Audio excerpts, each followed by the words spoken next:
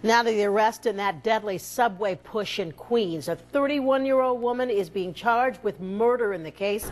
And even more shocking, according to the Queens district attorney, she told police, quote, "I pushed a Muslim off the train tracks because I hate Hindus and Muslims ever since 2001. Islamophobia has manifested itself in some truly spectacular displays of prejudice in the aftermath of 9/11.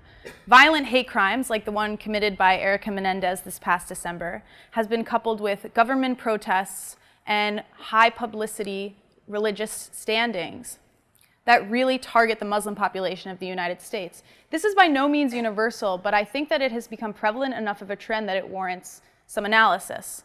My name is Melissa Boigon. Hi. I am studying Islam and its relationship to the Arab-Israeli conflict. I am interested in studying Islamophobia because I myself found that when I got to college, I was harboring a number of uninformed opinions about Muslims and Islam, and I think it was directly related to cultural Judaism in my upbringing, where I had assumed when I got to college that there was an objective truth in Zionist ideals, and therefore Palestinians, Arabs, and Muslims were some type of objective enemy. So I hope to reorient you today a little bit in your relation to Islam, especially in relation to recent events.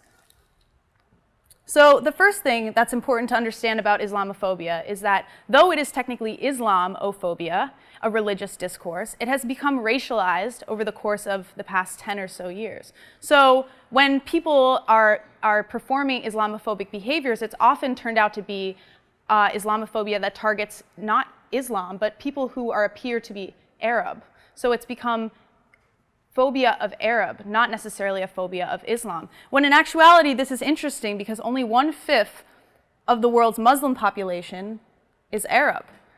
I think this has something to do with the identification of many al-Qaeda terrorists as Saudi Arabian and the way that the Arab-Israeli conflict is portrayed in the United States today. So I'm going to track you through a number of instances of Islamophobia that have arisen in local contexts in the past 3 or 4 years. So, my lovely audience, you may have recognized these posters because they can be found in MTA subway stations. This is a series of advertisements sponsored by the American Freedom Defense Initiative. And this poster says, "Soon shall we cast terror into the hearts of the unbelievers," a quote from the Quran. This poster is creating the illusion that Islam is an inherently violent religion. This is, of course, not true. More than 99% of Muslims ignored the call to Islamic extremism by al-Qaeda. It's also important to recognize that no text exists in a vacuum, so pretty much any religious text can be taken out of context and utilized for any number of political aims, the Old Testament. Another example of Islamophobia has manifested itself in terms of government legislation. So this is Governor Sam Brownback of Kansas. He signed legislation into law on May 25th of 2012 that would outlaw any foreign legal code from being implemented in courts, state courts. What he was really targeting implicitly was Sharia law. Sharia law translates to the way to the watering hole loosely in Arabic. So it's a set of social and political and economic guidelines for how Muslims should live their lives. There is nothing inherently violent nor inherently anti-American about it. And I think that the Islamophobia in the decision to outlaw Sharia law is made even more obvious when one considers the immense role that Christianity plays in the American court system today. My third example hits close to home, quite literally. This is an image of a protest that arose in response to the decision to build the Ground Zero Mosque, which is quite an unfortunate misnomer when you consider that it is neither a mosque nor located at Ground Zero. What I'm referring to is the Park 51 Community Center, or the Cordoba House. So many of those who opposed this movement towards building this Islamic center, 2 blocks from where the World Trade Center once stood, kind of articulated their claims in a way that said, we are okay with Muslims here. but we are not okay with Muslims in this exact location. So we are okay with Islam. We are not okay with Islam within this particular context. We want it to be separated from this space. So again, I look to a dark moment in American history in kind of creating a cross-comparative analysis between this logic and another logic that was targeting a population of the United States at one point. The justification for these types of claims are very political and human rights-based and highly nationalistic. So, for example, Islam is inherently anti-women's rights, and therefore it has no place within the social fabric of American history. The usual culprits, I think, can be examined here in misrepresenting Islam. So I have in mind here right-wing media, conservative newscasters, and neo-Orientalist academics. But I'm interested in not how Islamophobia is perpetuated through these traditional channels, but instead how it comes from a space that we traditionally consider to be creative, imaginative, apolitical, and therefore quite benign. The entertainment industry.